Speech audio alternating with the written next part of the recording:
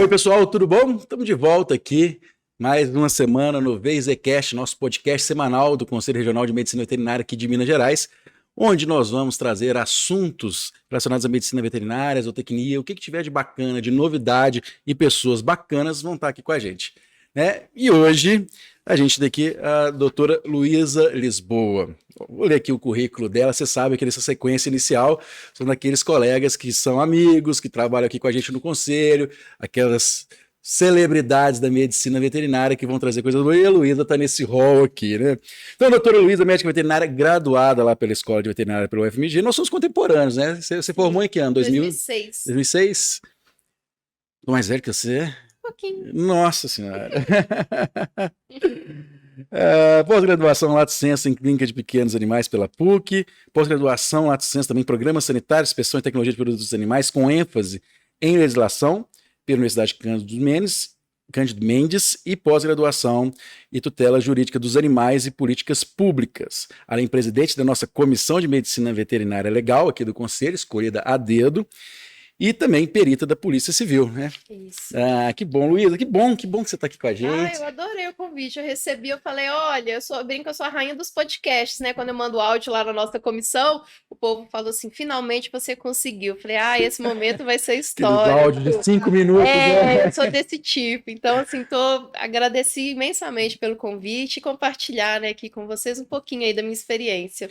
Luísa, então eu já vou pedir para o seguinte, sempre aqui, nesse primeira fala, nosso primeiro momento, eu peço para os convidados contarem um pouquinho da história na medicina veterinária, como é que ingressou, qual foram os trajetos, porque vocês são exemplos para os colegas que estão entrando. Então conta pra gente, como é que foi sua trajetória aí na medicina veterinária até chegar aqui na Polícia Civil? A minha história é bem interessante e esse currículo meio eclético vai refletindo, né, como que a gente vai amadurecendo aí.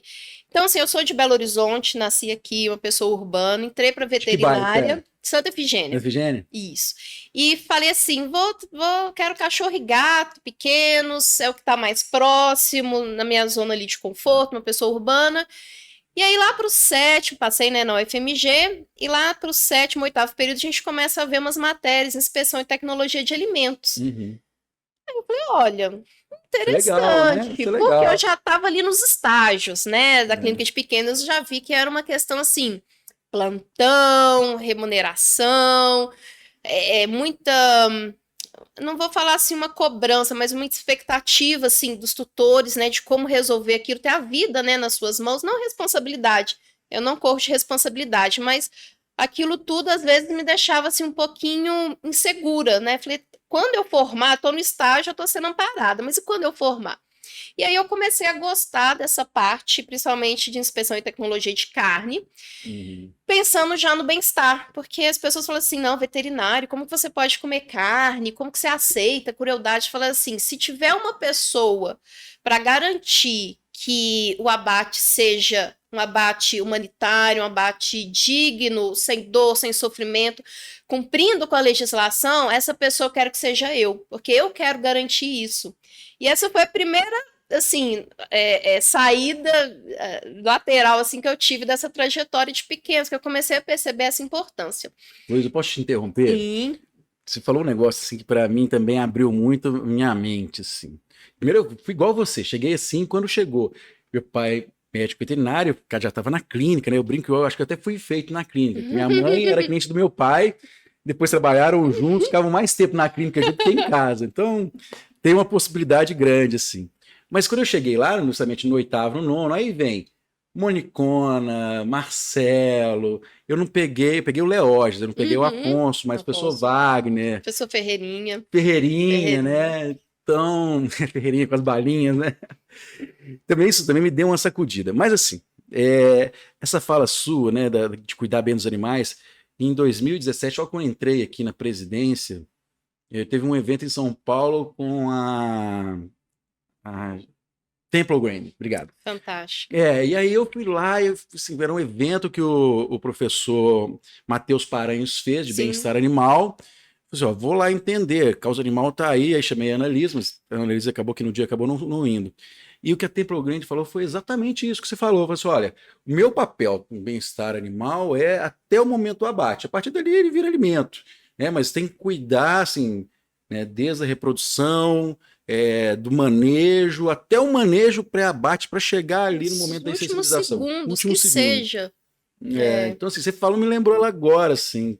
Que E massa. foram umas reflexões que eu já fui começando a ter, né, ainda na vida acadêmica. Quando eu formei, primeira opção de emprego, clínica de pequenos. E lá fui eu para uma clínica veterinária no meio dos condomínios em Nova Lima. Alto padrão. E eu ouvi um pouquinho do podcast anterior, né? E a minha vida era essa. Às vezes eu consultava, ia em domicílio, a família não estava ali. Muitas vezes era a funcionário da casa que me recebia. E eu tinha que lidar assim com um cão num alto padrão, mas às vezes ausente, né? Dessa relação afetiva. E aí eu fiquei alguns meses e logo depois eu fui para o outro oposto. Eu fui ser responsável técnica numa ONG que tinha um abrigo, né? Um canil e gatil, a Associação Conviver, em Contagem. Não. Conviver na época era o Vicente, era o presidente, e a Denise fazia parte, assim, da diretoria. Isso foi em 2000 e... logo depois, 2007. E aí eu fui pro outro oposto, né? Eu falei assim, gente, aqui eu tô com cães carentes de tudo, tinha atendimento também, né, social para a população ali em volta, também carente de tudo. E aí eu fiz a primeira pós em cirurgia, porque eu falei que é o João 23 da minha vida. Eu tenho que fazer, cada hora chegava, tá faltando olho, tá faltando pata, as cirurgias mais mirabolantes. Eu falei, eu tenho que me preparar, eu tenho que estudar para prestar um atendimento, né, para que eu tô me propondo a fazer. E não é porque, né, uma condição social mais baixa que o animal não tenha direito de ter um excelente atendimento. Então, essa foi a minha primeira pós. Os anos se passaram, eu também fui empreendedora, tive meu pet shop, tive carteira assinada, depois saí, tive meu pet shop, e aí lidei com essa questão do empreender na medicina veterinária.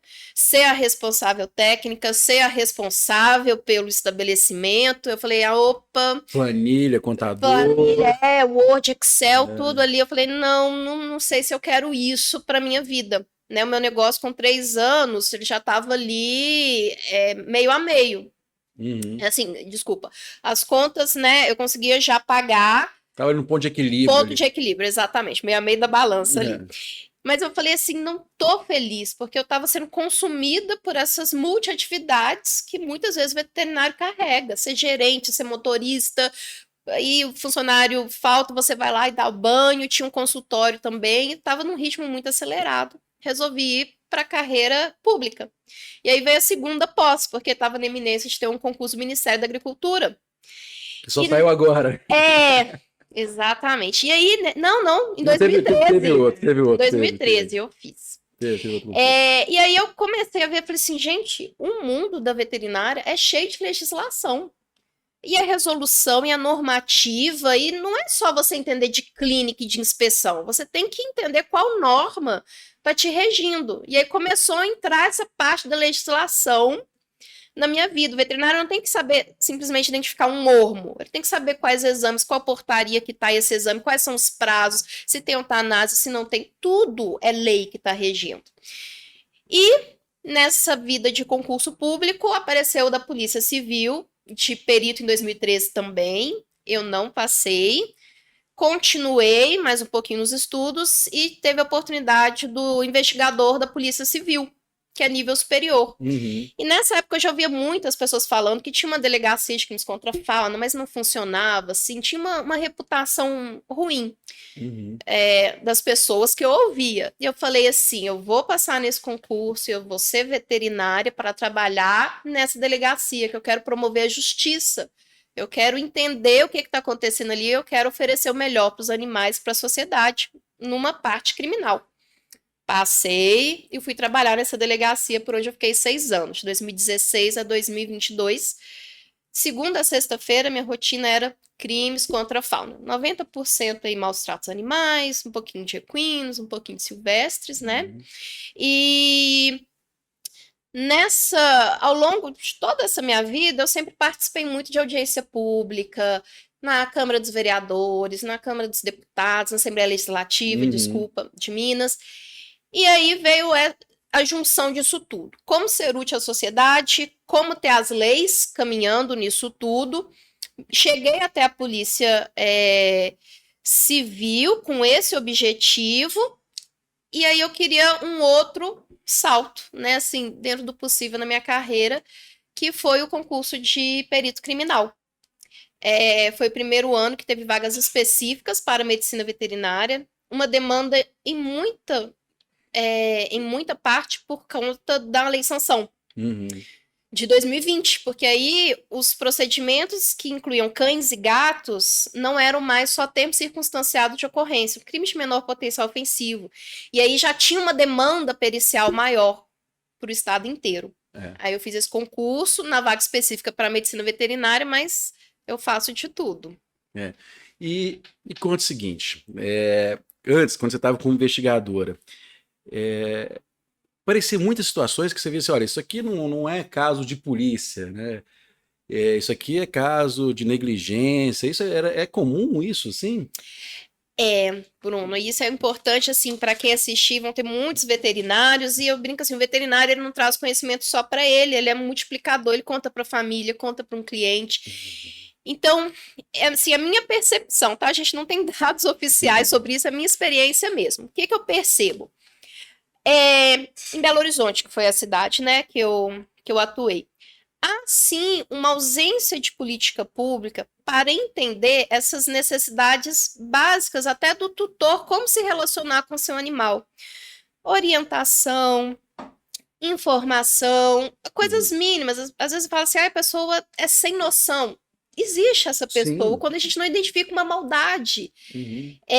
Então, a população, quando não tem esse caminho pelo poder municipal ou pelo poder estadual, que ela quer orientação, vai lá, explica para ele que o cachorro não pode ficar no sol, né? no sol o tempo todo, a gaiola tá no sol, nossa, mas esse cachorro tá chorando muito, o que tá acontecendo?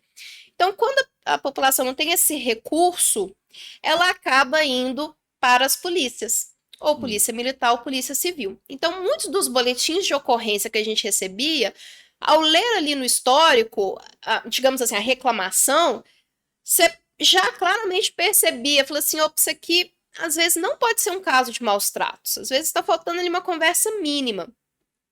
E aí, feito o boletim de ocorrência, a gente tem todo um andamento, né, interno da delegacia até chegar nos investigadores para ir fazer a investigação na rua.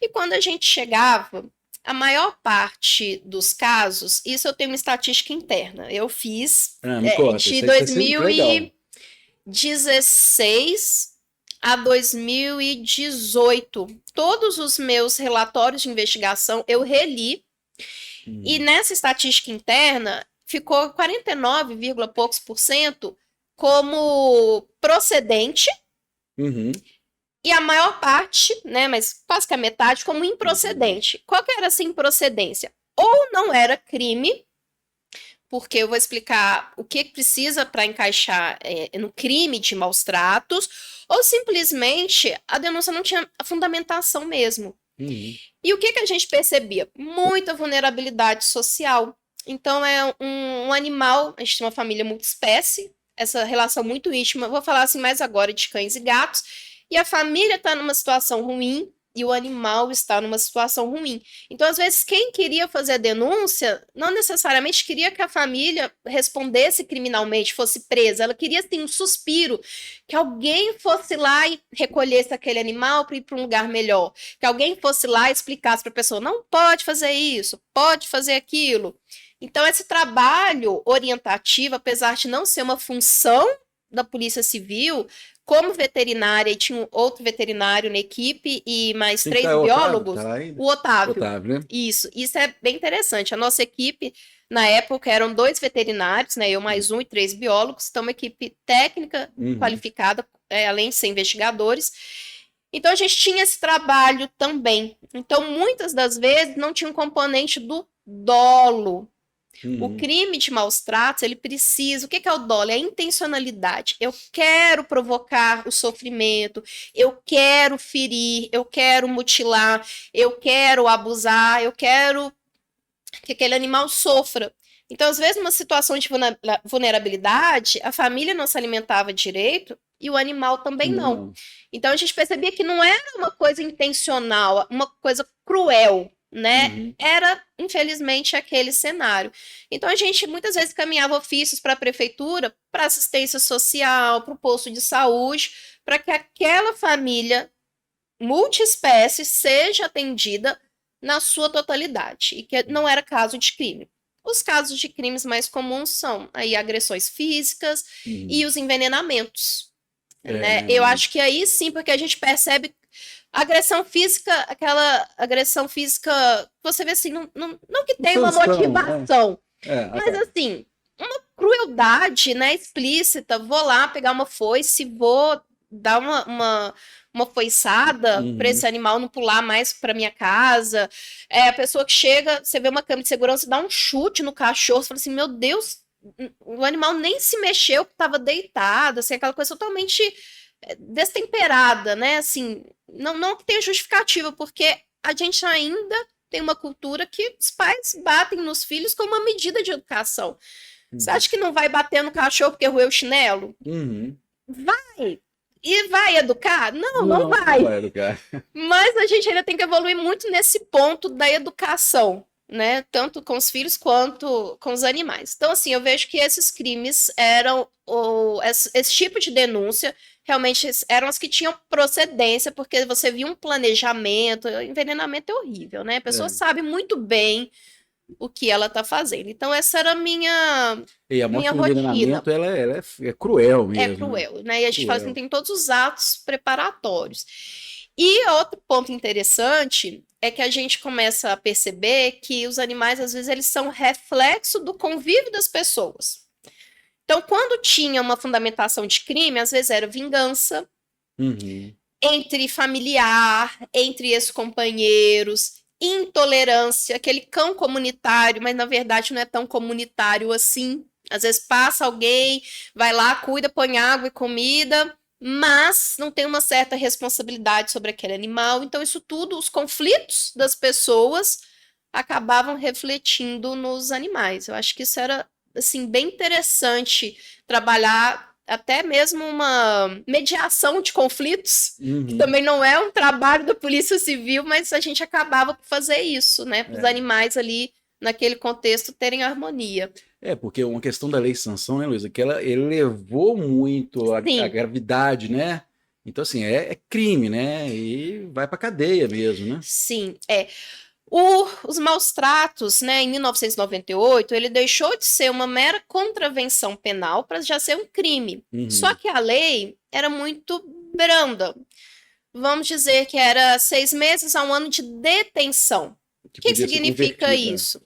Detenção, gente, é a pena máxima. Se chegar no máximo, vai ser de regime semiaberto. Ou seja, a pessoa já não fica presa, né, o tempo todo, mas permite a conversão. Então, se ainda era semiaberto, muito provavelmente era convertida em trabalhos comunitários, pagamento de multa, tem outras... Cesta básica, né? Cesta básica, e era ainda na esfera ali do juizado especial criminal.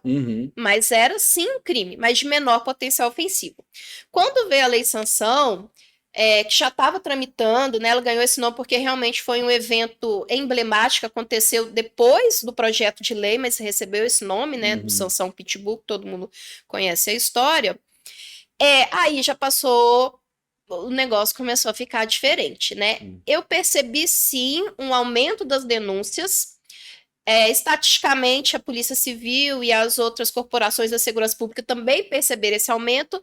A gente não sabe se por conta de realmente maior quantidade de casos de maus tratos, ou a população, diante daquela grande visibilidade, se sentiu encorajada, motivada a denunciar mais. E aí veio o peso da perícia, porque agora vai correr na vara de inquéritos do fórum. Então, se faz muito necessário ter a perícia médica veterinária, porque agora sim, 2 a 5 anos de reclusão. Então, já pode começar a pagar a pena em regime fechado. Então, a gente literalmente, assim, tá com a vida do animal e a vida do agressor nas mãos, né? Nós vamos definir que caminho que isso tudo vai ter, muita responsabilidade. E aí, como perita agora, como é que é o serviço? Eu acompanhei parte do treinamento de vocês faziam lá na faculdade e tudo. Como é que é o serviço de perita? Você já me contou que você primeiro foi para Araxá, veio agora para Betim. E aí? Eu brinco assim, eu queria entrar para a Polícia Civil como investigador, mas a gente veterinário, acho que mais de clínica de pequenos, já é investigador. Porque a gente ali na anamnese já está confrontando, você pergunta para um, tá olhando para o outro, consulta em domicílio, você abre a geladeira, não tá comendo, não, entendeu? Você já vai ali investigando a casa, conversando, entrevistando as pessoas, e o perito, ele é um pouquinho diferente disso. O perito, ele traz as provas materiais, as provas técnicas científicas. E aí a gente vai trabalhar agora com o outro lado da veterinária, que eu, como investigadora, não exercia tanto. Não faço só perícia de medicina veterinária, a gente ainda não tem uma demanda no estado para essa exclusividade, né? Então, concluíram a Cadepol 23 peritos com especialidade, né, de medicina veterinária, mas durante a Cadepol a gente recebeu treinamento para todos os tipos de perícia, e ao final um módulo específico para medicina veterinária. Então, o perito do interior, né, que geralmente é a primeira lotação, ele faz tudo de tudo.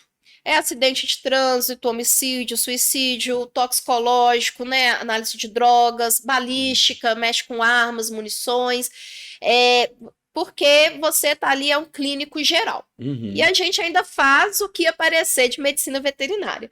Tanto a parte aí que é o carro-chefe, né, como eu já falei das denúncias, maus tratos, quanto também identificação de animais silvestres, né, você tem que saber se ele está na lista de animais em risco de extinção ou não, porque isso pode ter um aumento de pena. Às vezes você recebe partes de um animal, você tem que usar ali uma zoomorfologia forense, às vezes só o osso, né, de uma caça.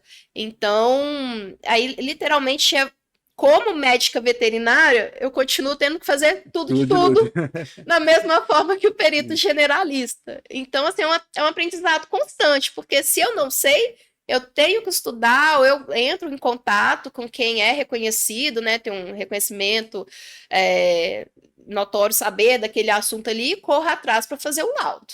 E alimentos, vocês já pegaram? Eu não peguei, mas eu acompanhei um caso que teve aquela intoxicação, né, com petisco. Aquela do petisco. E, se eu não me engano, em 2022, né, a comissão até conseguiu assim, elaborar alguns esclarecimentos para o CRMV fazer essa ampla divulgação. Então, não foi um caso direto meu, mas foi um caso bem relevante e passou de Minas Gerais para outros estados, né? E tudo começou por uma percepção de uma médica veterinária no consultório. Foi. Então, às vezes, o próprio tutor não está entendendo que aquilo ali pode ser um crime, pode ter um alimento adulterado, falsificado, né? Então, todo o encaminhamento que essa médica veterinária conseguiu passar ali para a tutora, ir atrás da necrópsia e tudo, foi o que juntou essas peças, né? E depois teve uma perícia indireta sobre o relatório, né, o prontuário médico do animal, o laudo de necrópsia, e aí uma perícia direta no petisco, né, que foi apreendido. Eu lembro que foi num sábado à noite que eu te liguei, acho que, se não me engano, a doutora Isabela, né, lá da... eu não vou lembrar o nome. Eu esqueci, lá da São Geraldo, me ligou, tô com esse caso, eu falei assim, não é possível, tirando o glicol de novo, né, mas vamos lá conversar com eles, e era, né? Era, então assim, os veterinários, eles têm que estar muito atentos, porque a gente, às vezes, quando recebe um paciente, você não sabe o desdobramento. Então, assim, a anamnese é fundamental, tem que perguntar sim. Na medicina veterinária legal tem um tópico muito interessante, que é dos traumas não acidentais. E aí a gente joga ali para a questão da intencionalidade, da crueldade. Por quê? Você chega lá, um animal, hoje está com a pata fraturada, dianteira. Aí, dali a um mês, nossa, tá com uma costela. Depois de uns 3 meses, tá mancando. E aí a pessoa na anamnese, você vê que a história que ela conta não bate com aqueles traumas que você tá vendo. E aí você começa a perceber que, às vezes, é uma mulher, né, que levou o animal. você pode ali e deve na mesa, na mesa, né, de atendimento, conversa, né, com a sua tutora. Às vezes ela está passando por uma violência doméstica, às vezes aquele animal está sendo alvo, né, de uma vingança, de uma imposição de poder, né, que a gente percebe nessas relações abusivas. Então, o médico veterinário tem no atendimento, você pode achar que você não tem nada a ver com o perito que fez o concurso lá na frente, mas às vezes o seu documento que você produzir, que tiver registrado no prontuário, o seu próprio encaminhamento para alertar aquela família ou aquela pessoa que está passando ali por uma situação ou de envenenamento, ou realmente de agressão, né, ou um baixo grau de bem-estar que não se justifica pela vulnerabilidade social, o veterinário tem que dar esses encaminhamentos. E alimento humano? Queijo, carne, vocês já pegaram também? Não, Luísa, não. Mas a gente tem um grupo de peritos do Brasil e esse grupo de peritos ele gera várias discussões. Então a gente acompanhou, se eu não me engano, no sul de Minas, talvez ali em Juiz de Fora, teve uma manteiga adulterada, acho que ano passado, ano retrasado. Então, esse grupo, a gente não só discute casos, então a gente também tem noção do que está acontecendo no resto do Brasil, né? E como que os outros peritos estão lidando com que tipos de exame, atualidades, né? Para a gente ter essa troca de experiência. Bacana. Ô, Luiz, me conta uma coisa, assim, uma rotina muito grande aqui no Conselho, quando a gente vai julgar um processo ético, é assim, o que é prova, o que não é prova. Né? Então, às vezes, chega assim, mas aconteceu isso. Fala, isso aqui, você tem como provar? Não, então o processo é arquivado. Mas que absurdo, não sei o que. Tudo. Então, assim, hoje, para a polícia, e que acaba refletindo para a gente, o que é prova e o que não é, assim, a fala, assim, o que eu estou falando e aquela outra pessoa está falando, vale, não vale, como é que é? Isso é interessante, Bruno. Por quê? Acho que é uma dúvida, assim, geral. Vou exemplificar com alguns casos. Tem um animal, um cachorro que tá latindo muito, o outro vizinho chega e grita lá do outro lado do muro, eu vou matar seu cachorro. Aí você fala, é crime de maus tratos, ele tá querendo matar.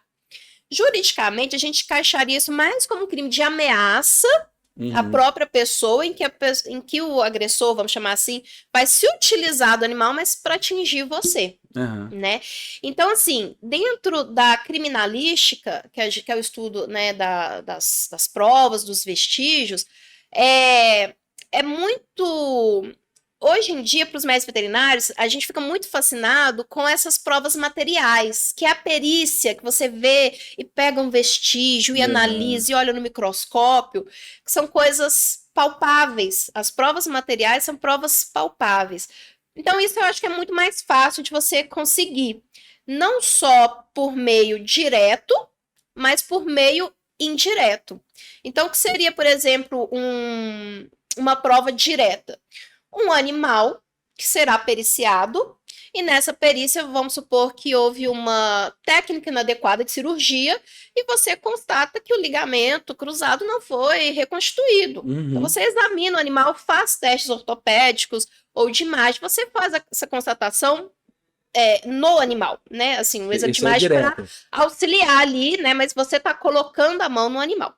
Por outro lado, tem os exames indiretos.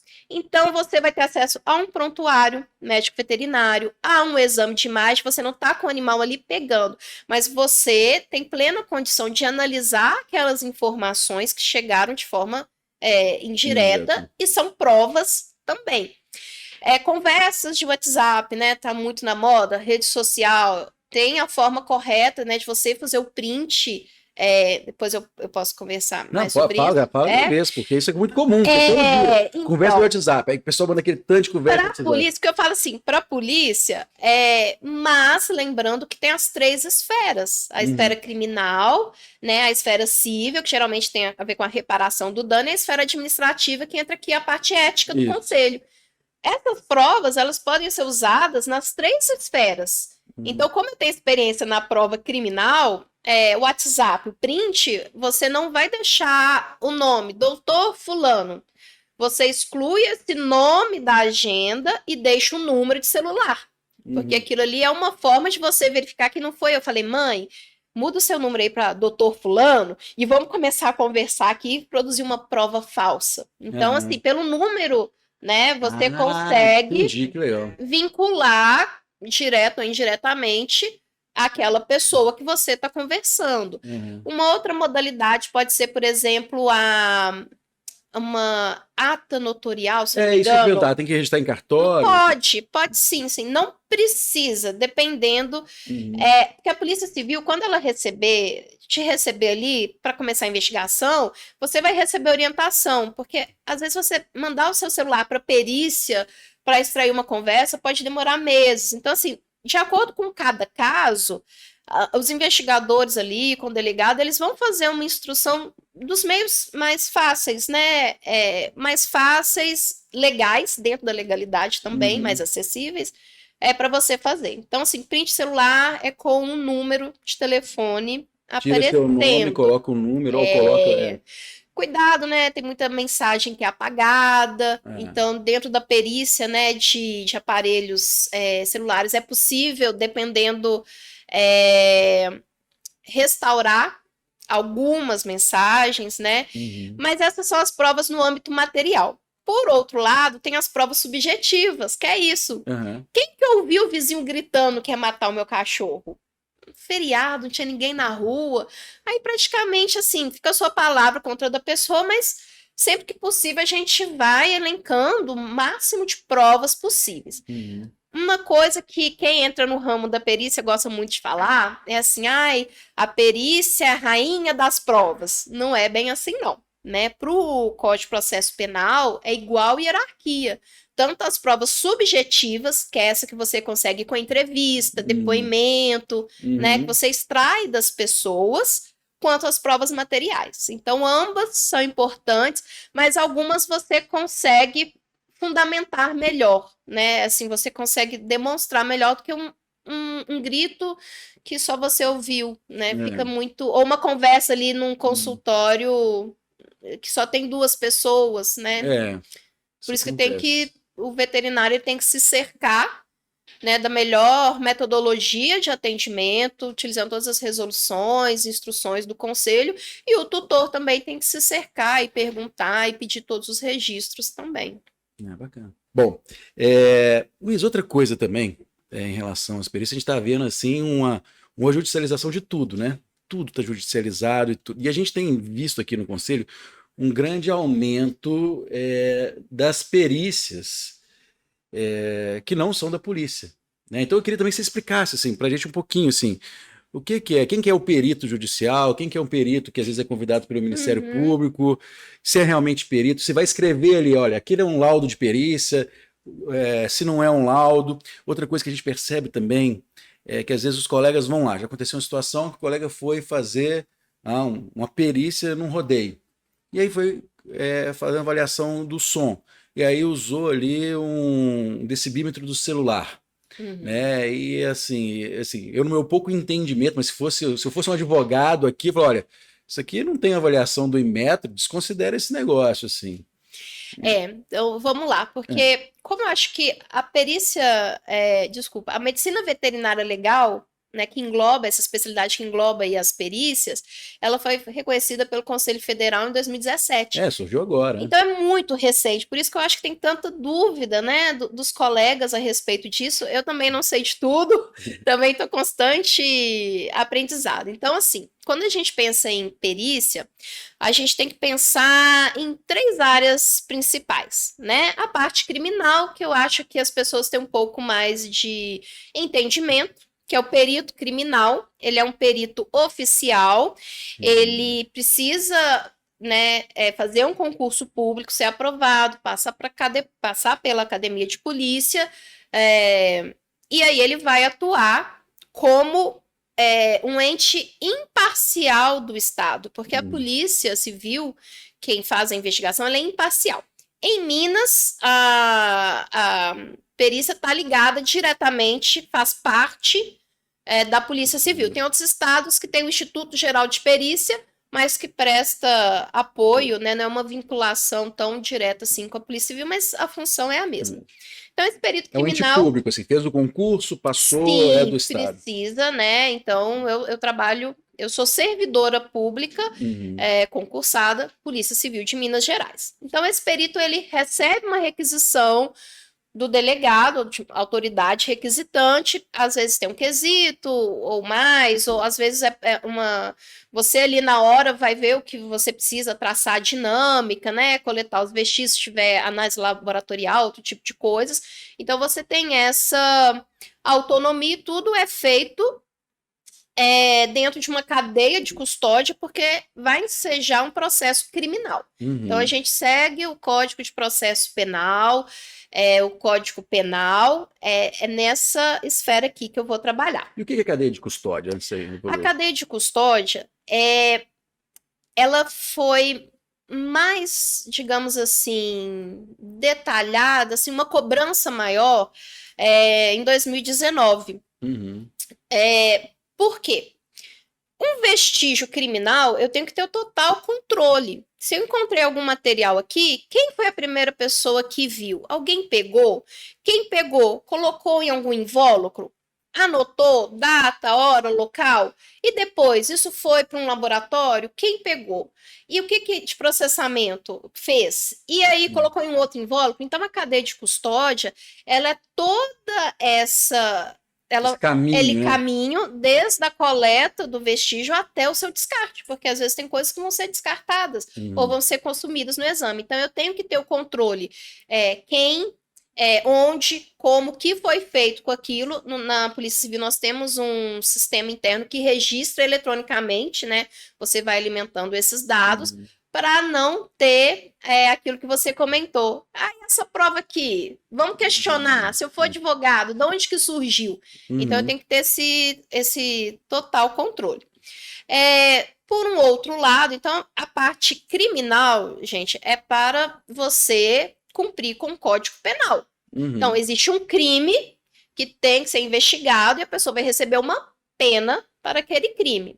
Pronto. O que é muito comum, né, na judicialização da medicina veterinária, que já entra na esfera civil, né, o Tribunal de Justiça aqui estadual, erro médico, um mau atendimento, ou no pet shop, ou numa clínica veterinária, erro de diagnóstico, uma ninhada de filhotes que morreu, então era de um canil e tem um valor agregado em cima de cada animal.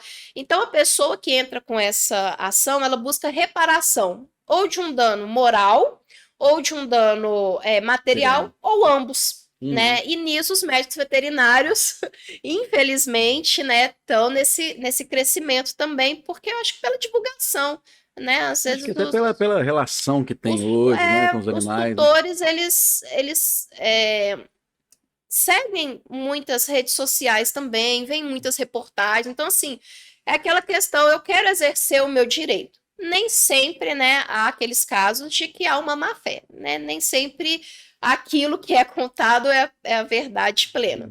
Então, nesses casos que exige um perito judicial, por quê? O advogado e o juiz lá na frente, né, eles não têm conhecimento técnico. Então, preciso de um perito médico veterinário que vai analisar aquele hemograma. Estava correto? Foi feito corretamente? A interpretação dele estava correta? A técnica cirúrgica foi adequada? Usaram um sedativo no banho-tosa? Podia, não podia? Né? Então, ele vai ser um auxiliar da justiça. Então, ele é um perito judicial, mas ele não precisa de ter um concurso público, porque ele vai ser nomeado pelo juiz para um caso específico. Então, ele vai atuar naquele caso, depois vai para casa, faz o laudo dele, fica tranquilo, e vai esperar uma próxima nomeação. Mas tem que ser uma pessoa, do meu ponto de vista, experiente, né? Você tem que pegar um recém-formado, corre atrás de estágio, de curso, de pós-graduação, porque são diversos assuntos, você não precisa dominar tudo, você também acho bom que escolha uma área de atuação, porque as perícias judiciais são as mais diversas, né? Então, esse perito, ele é nomeado pelo juiz para aquela finalidade. Ele também é imparcial. E esses peritos, é interessante que às vezes a gente já viu alguns casos aqui no Conselho que às vezes o laudo não foi muito bem redigido, e aí teve uma inversão. O colega assim, trouxe aqui para o Conselho questionando o laudo. Assim. Isso, aí o perito, nomeado pelo juiz, ele é imparcial, ou seja, ele tem um compromisso com a verdade e imparcialidade. Ele não é nem da parte A, nem da parte B. Por outro lado, né, o Peraí, Código antes de de você contar o outro. Processo Civil Quanto que ele recebe esse perito aí, você sabe? tem os honorários, né? Uhum. Eu faço parte também da Associação Brasileira de Medicina Veterinária Legal e tem uma tabela de honorários. Se não me engano, ela está em reformulação, mas é uma tabela que vai em conta a complexidade, né, do trabalho e as horas trabalhadas. Uhum. Então, a partir daí, lógico que é uma referência, vamos chamar assim, mas existem casos, né, de 2 mil a 2 milhões, né? Assim, cada perito vai fundamentar o porquê daquele honorário.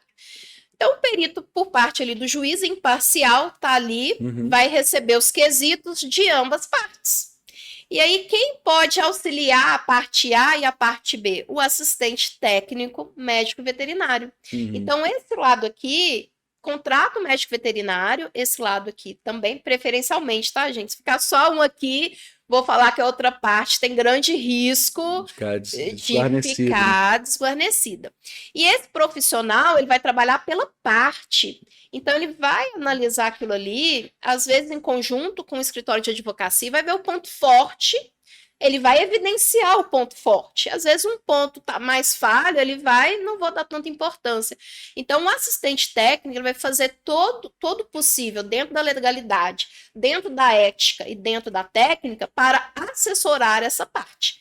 E geralmente o que acontece é ou a formulação de quesitos pelos advogados, que não é muito legal, porque ele não é da área veterinária, mas às vezes tem algumas coisas do direito do consumidor, né, que ele pode, é uma área que ele domina, pode colocar ali no meio.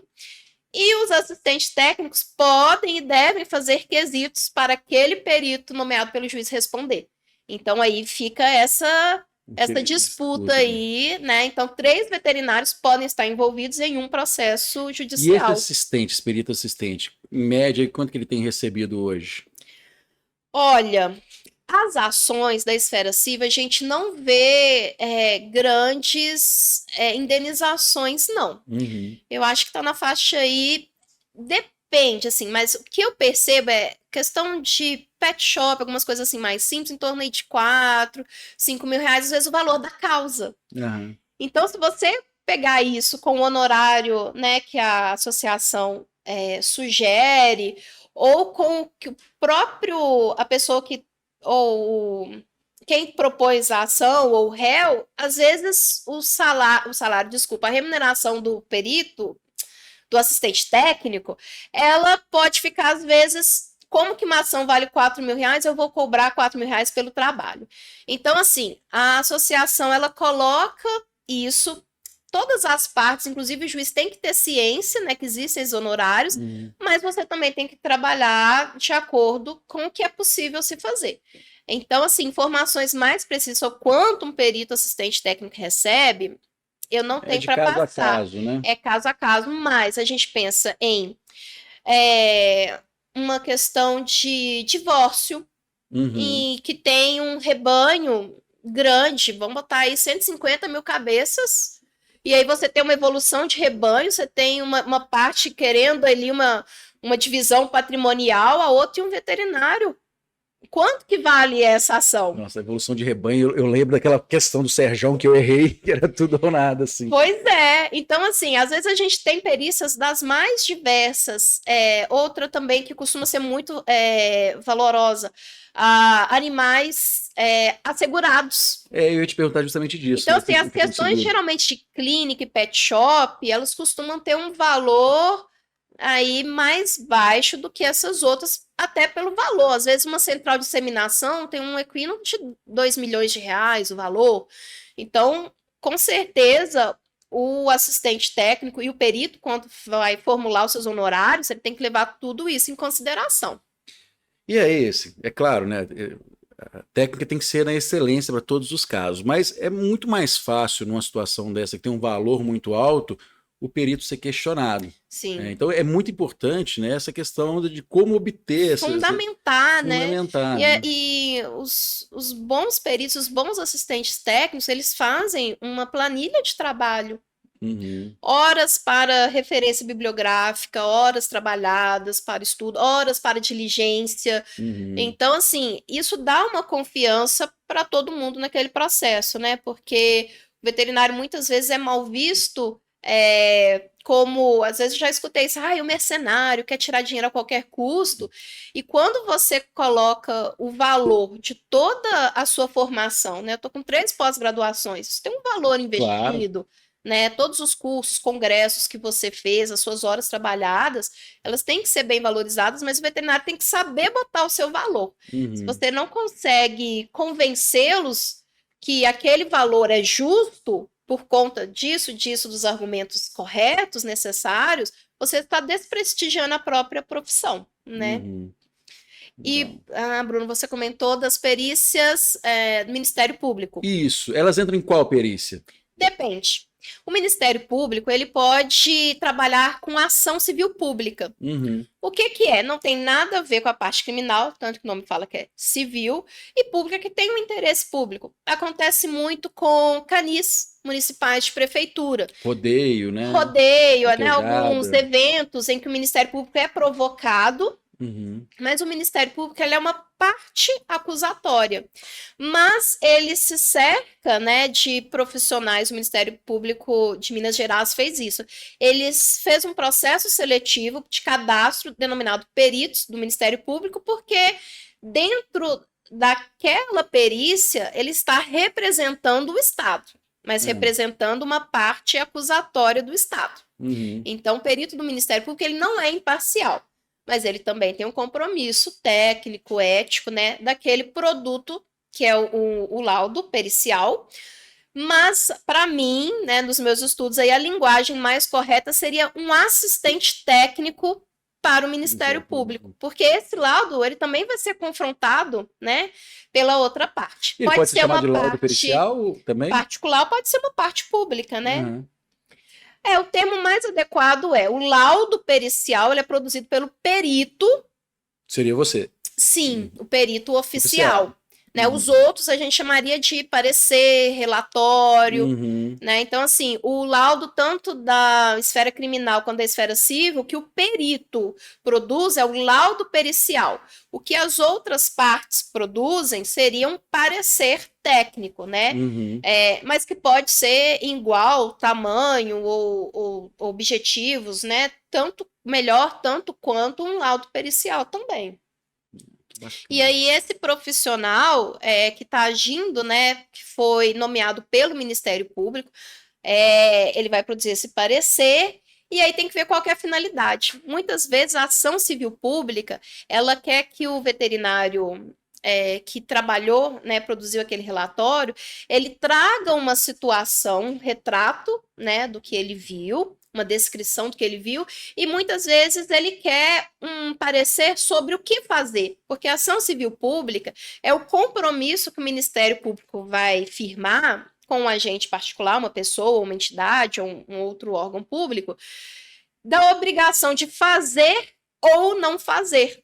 Então, muitas vezes ele quer também que o veterinário coloque sugestões práticas a serem seguidas ou que não fazer. Então, acaba Uhum. sendo mais do que um laudo pericial, porque Quase o uma orientação, laudo né? ele é imparcial, ele vai responder a certos quesitos e muitas vezes o parecer do Ministério Público ele vai além disso para o próprio promotor saber, né, que medidas lá nas audiências, nas reuniões, né, com a parte, ele vai poder cobrar de fazer ou de não fazer, baseado num produto técnico que o veterinário fez. Isso é muito legal, porque a gente pega duas situações aqui que às vezes os laudos não são considerados. Uma é por uma norma nossa do sistema e também de outros conselhos é que tem que ter um ART dos laudos, né, para validar. E a gente já teve uma situação aqui que um processo ético, o colega falou, olha, eu quero, nas preliminares, querem validar esse laudo, porque não tem. Eu falo, realmente não tem, tivemos que tirar.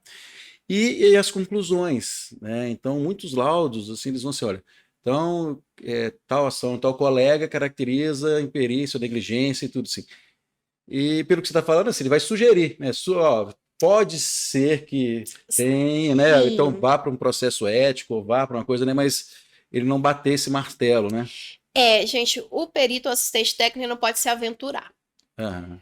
Primeiro porque ele tem que entender qual que é o papel dele, ele tem que saber que leis, que normas ele tem que seguir para poder escrever aquilo. Ele não pode extrapolar o poder que ele tem. Então, nem Uhum. o perito da Polícia Civil, a parte do crime de maus tratos, por exemplo, ela precisa de ter o componente de dolo, intencionalidade. Como que o perito não entrevista a pessoa, Uhum. entende? Então, assim, ele vai produzir parte da investigação para juntar com outra parte da investigação e o delegado vai ouvir aquilo tudo, analisar e concluir. Da mesma forma, essas outras questões, até mesmo da esfera civil ou perito do Ministério Público, ele não tem o poder de falar se o colega foi negligente, imprudente ou imperito.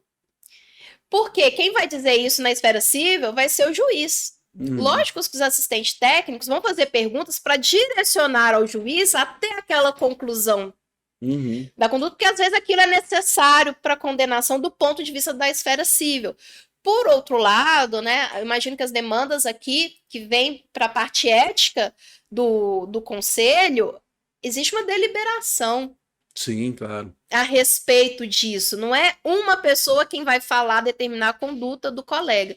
Então, se faz mais necessário você ter essa noção do que para que você foi nomeado, o seu limite, do que você pode fazer, o que você não pode fazer. Então, eu falo assim, eu nunca coloco assim, houve uma negligência. Às vezes eu coloco assim, houve uma omissão. Uhum. Porque omissão, quem realmente tiver a função de analisar aquilo e bater o martelo, ela vai entender, essa omissão foi uma negligência. E Uhum. aí sim ela vai conseguir encaixar, né, a conduta da forma mais correta.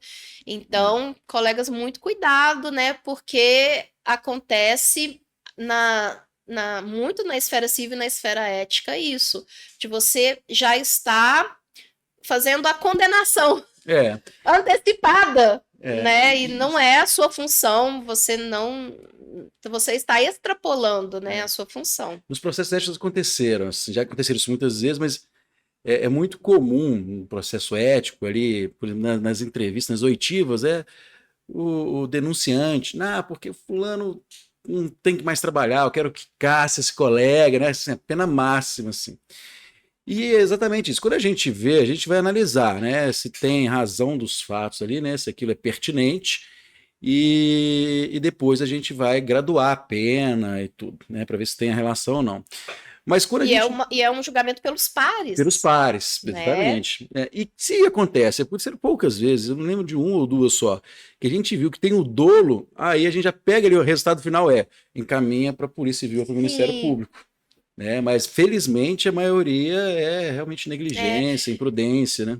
então, assim, eu brinco assim, o perito criminal, ele não fala assim, esse acidente de trânsito, por exemplo, esse atropelamento foi doloso ou foi culposo. Uhum. Cabe ao delegado analisar as circunstâncias. Era uma desavença? Quis mesmo atingir? Não, era uma velhinha com problema de audição, não ouviu a buzina, Uhum. estava em alta velocidade, não estava. Então, nem o perito fala se é um homicídio culposo ou um homicídio doloso, Uhum. entende? Então, o médico veterinário ele também, quando perito, não pode ser cobrado disso, porque existe um componente subjetivo que não é de análise da perícia. Às Uhum. vezes a gente quer ser. Eu tenho um colega, nosso colega Daniel Viana, É. ele costuma falar das palestras dele do Supervet. Então, calma, assim, contenha, É. porque responder um processo ético de você estar cometendo, né, essas faltas em relação aos outros colegas, além de ser um desrespeito, né, assim, para você estar nessa, você tem que conhecer as normas mínimas, né? Uhum. Isso, assim, é o mínimo ao você escrever, né, o seu laudo, o seu relatório, o seu parecer, eu não posso. Eu posso sugerir, colocar elementos para quem lê concluir, Concluir. mas eu não tenho essa função. É. É um abuso, né, daquilo que você está fazendo. É.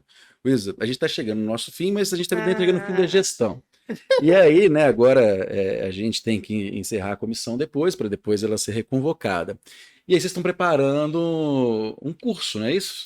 Isso, essa comissão de medicina veterinária legal, eu estou aí na coordenação já há uns 3 anos, né? Fico Uhum. muito feliz. A comissão ela tem membros das mais diversas áreas, né? A medicina veterinária legal ela é muito democrática. Muito A democrática. gente teve já alguns produtos, análise de projetos de lei, Uhum. pareceres para outros órgãos, inclusive do Conselho de Medicina Federal, Medicina É. Veterinária Federal. E aí, mais um produto que a gente quer trazer com muito carinho é um curso justamente voltado para essa parte da perícia, porque a gente vê às vezes um despreparo do colega, às vezes segue um perfil, e aí esse perfil às vezes dá um glamour ou uma purpurina ali muito grande, não é tanta realidade, ou às vezes é uma pessoa que quer começar a entrar nessa Tem área, uma demanda grande, né? quer Está aumentando conhecer. muito, né? Às vezes é alguém que já fez alguma parceria com o escritório de advocacia, né? Quer ir para esse lado. Às vezes é alguém que quer fazer um concurso público, que quer conhecer dessa área. Às vezes é um médico veterinário que infelizmente já foi processado, não Uhum. quer ser processado novamente. Então a ideia inicial desse curso é um curso específico para a gente esclarecer esses diversos pontos, aspectos, né, da perícia que envolve a medicina veterinária. A gente quer talvez fazer um curso um pouco mais específico, não voltado para perícia criminal, mas talvez para aqueles colegas que tiveram vontade, né, de participar de seleção do Ministério Público, por Uhum. exemplo, para gerar esses ajustes, né, assim, tanto da parte legal quanto da parte aqui das normas, né, éticas aqui do Conselho. Então, para a gente dar uma nivelada, né, nesse conhecimento. Perícia, em geral, é muito assunto, então talvez a gente faça um primeiro Um módulo módulo básico. específico, Uhum. né, para esse direcionamento, e aí, dependendo da demanda, a gente vai estendendo, né, para as outras áreas. Temos cursos, né, de pós-graduação, Uhum. então, assim, quem está na área tem que correr atrás, Tem né? Todos associação, né? têm a Que tem Associação muita coisa Brasileira de legal. Medicina Veterinária Legal, todos nós somos competentes a fazer É. perícia lá, né, na Lei 5.517, mas quantos estão capacitados?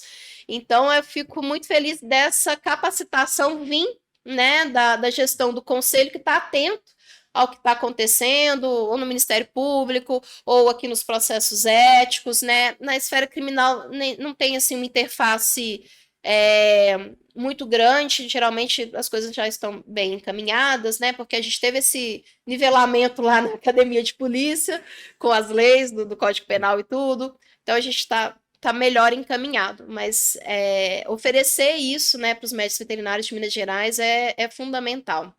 Para um serviço de qualidade para os animais, para a sociedade, para a justiça. Muito legal.